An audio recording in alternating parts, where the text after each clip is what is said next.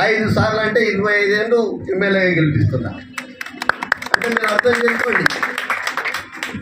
మరి అలాగే నేను డిసిసి బ్యాంక్ చైర్మన్ ఉన్నప్పుడు నష్టాలు ఉన్నప్పుడు దాన్ని 400 నేను వాళ్ళకి ఒకటే మాట చెప్పిన, నేను లోపలికి రాను, బ్యాంకు లోపలికి రాను, చేస్తే కూడా నాకు అవసరం లేదు, అన్ని ఎన్ని పైసలే నాకు అవసరం లేదు, నా ఆఫీస్ నేను చూసుకుంటా, నా కుర్చీ నేను తెచ్చుకుంటా, మీటింగ్కి మాత్రం మీకు బిర్యానీ పెడతా అని చెప్పిన.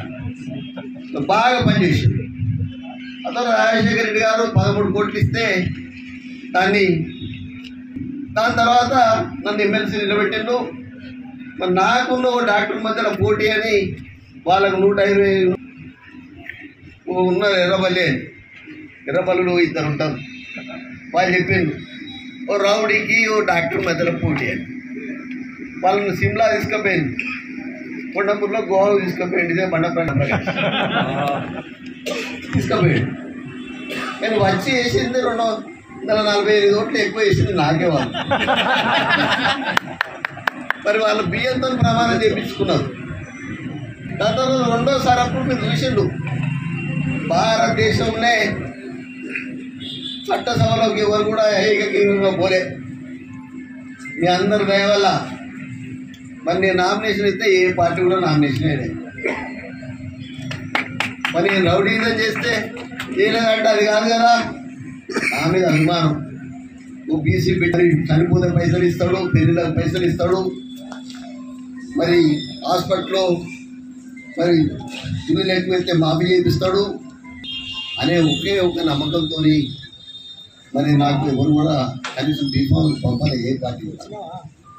మరి ఆ రోజు యునానిమస్ కావడం జరిగింది. ఈరోజు గెలిచేది. ఇప్పుడు కూడా చెప్తున్నా, మళ్ళా మీరు దీవించాలి.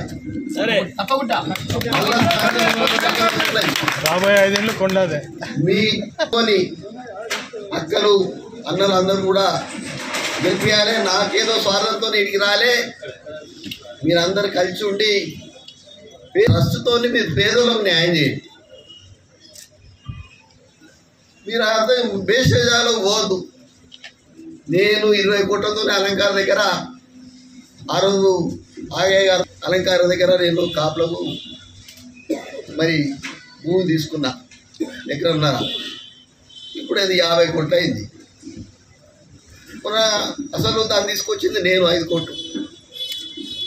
మరి ఆయన రెడ్డి వేసాడు, కాపులకు వచ్చింది సాల్వ్ చేయాలి.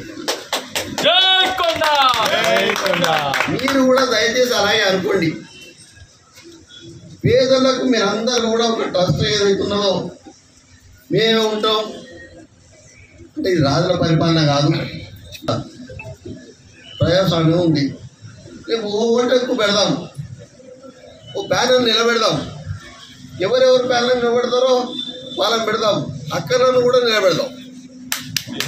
మరి వాళ్ళు కూడా రావాలని ఉంది రాజకీయాలు నిలబెట్టి మరి బహిరంగంగా ఓట్లు వేసి ఏదో లోపల మరి ఒక అడాక్ కమిటీ అని ఇప్పుడు మీరు వేసుకొని మరి చేయవలసిందిగా నేను కోరుకుంటూ, దయచేసి మీరందరూ కూడా పైసలకు ఆశించకండి, వ్యాపారం చేసి పైసలకు ఆశించండి అంతే తప్ప ట్రస్టులో పైసలు తీసుకుని. Please subscribe .news